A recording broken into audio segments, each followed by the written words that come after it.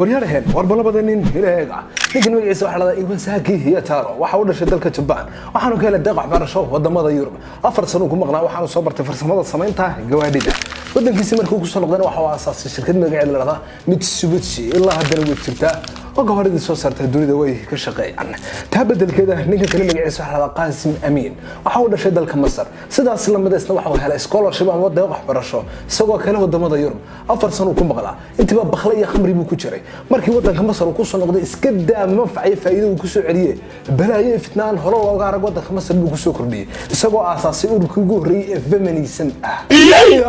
feminism kana qoshkii qaashaburkii naaguhu walaaqan jireen warwaayigii wax ugeey garanayne ururkii saas feminism ku aasaasan yoolka ama hadafkiisa koobaad waxa uu ka dhigay sidii gabadha islaamka xijaabka looga tuuri lahaa loona qaawin lahaa taballaka ya shamasi ya sanu